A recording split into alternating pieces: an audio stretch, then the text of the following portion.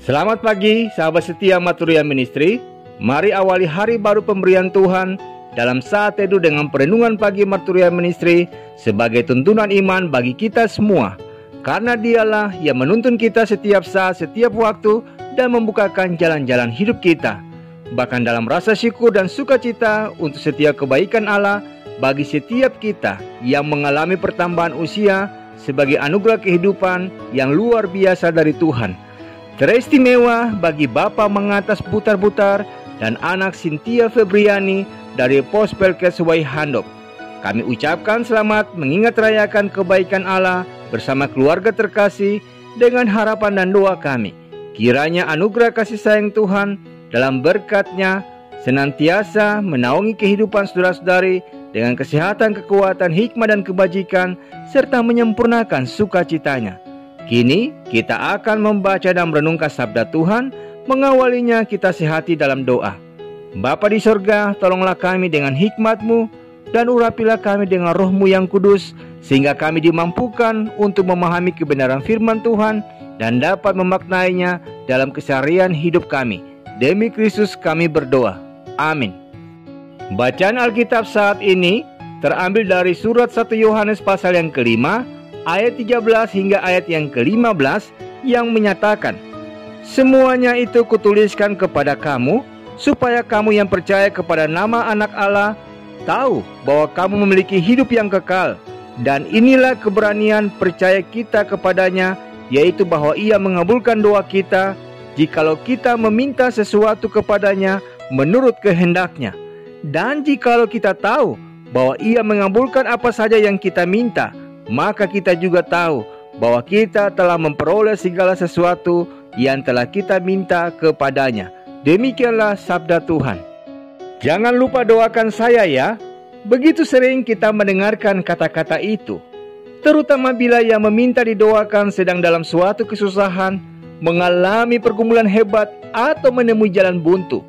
Sering kita beranggapan bahwa dengan doa semua persoalan bisa diatasi, saudaraku. Namun berapa banyak dan orang-orang yang sering minta didoakan itu, mungkin juga termasuk kita, mengetahui bahwa doa sesungguhnya merupakan sarana untuk kita mengetahui kehendak Allah? Padahal berdoa dengan kehendak yang diserahkan kepada Allah berarti meresikokan hidup kita kepada Allah, saudaraku. Terlalu banyak orang dalam generasi ini yang mencari kenyamanan. Terlalu banyak orang menggunakan doa untuk melarikan diri dari kesulitan yang dialaminya. Kehidupan doa, saudaraku, bukan sekedar kegiatan demi memperoleh keyakinan bahwa apa yang kita minta atau niatkan mendapat jawaban. Doa juga bukan merupakan cara untuk menjalani hidup yang lurus dan lancar tanpa masalah. Doa justru merupakan cara untuk menguji semua yang kita minta dan kita niatkan di hati dengan suatu pertanyaan. Apakah itu semua sesuai kehendak Allah? Itulah mengapa dalam 1 Yohanes pasal yang kelima ayat 13 hingga ayat yang ke-15 dalam konteks pencapaian hidup kekal, umat dimotivasi untuk memahami doa dengan percaya kepada Anak Allah, hidup menurut kehendak-Nya, dan melakukan titanya. Misalnya pada saat doa kita tidak dikabulkan, respons kita menunjukkan kualitas iman yang kita miliki kepada Kristus Tuhan, Anak Allah. Karena dengan doa berarti membangun komunikasi dengan Allah. Bukan sekedar manusia meminta dan kemudian pasrah apakah Tuhan memberi yang diminta atau tidak.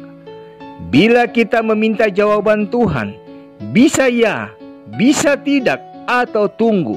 Namun bila suatu ketika Tuhan serasa hanya diam dan kita tak menemukan jawaban atas sesuatu yang kita minta dalam doa, saudaraku, kita sebenarnya sedang diminta Tuhan untuk menyadari sebuah jawaban yang lain.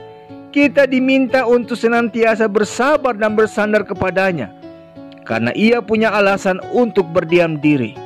Karena itu Yakobus 4 ayat yang ketiga mengingatkan bahwa motivasi doa kita seharusnya tidak untuk sesuatu yang berfokus pada keinginan kita saja, melainkan doa yang selaras dengan kehendak Bapa. Sebagaimana diingatkan dalam 1 Yohanes 5 ayat 14, orang yang punya relasi yang dekat dengan Tuhan tentu akan memiliki keinginan hati dan permohonan doa yang selaras dengan keinginan Tuhan. Ia tak akan meminta sesuatu yang berlawanan dengan kehendak Bapanya. Dan andaikan permohonan doa itu dijawab dengan tidak, ia juga akan bisa melihat maksud dan rencana Tuhan di balik jawaban tidak. Inilah salah satu aspek dalam berdoa yang perlu kita pahami dan lakukan. Tidak pernah ada kata sia-sia saat kita berdoa dan berharap kepada Tuhan, karena pengharapan dalam Tuhan tak akan mengecewakan. Itulah mengapa dalam doa di Taman Getsemani, Yesus meneladankan doa yang penuh penyerahan diri dengan mengatakan, "Tetapi janganlah seperti yang ku kehendaki, melainkan seperti yang engkau kehendaki." Yesus mengajarkan kita bahwa doa yang beriman adalah doa yang tidak hanya menantikan jawaban saudaraku, tapi terutama merindukan agar kehendak Allah dinyatakan. Saat kita mempercayakan segala pergumulan kita kepada Tuhan dengan caranya yang ajaib, Ia akan membereskannya. Karena itu saudaraku, mari kita belajar untuk mempercayakan hidup kita kepada Tuhan dan akhirnya memahami serta berserah membiarkan kehendaknya yang terjadi untuk hidup kita. Amin. Saudaraku, mari kita akhiri perenungan di saat ini dalam doa. Bapa di sorga, terima kasih kami mengucap syukur untuk kebenaran firman-Mu yang mengajarkan kami bagaimana kami seharusnya berdoa kepadamu.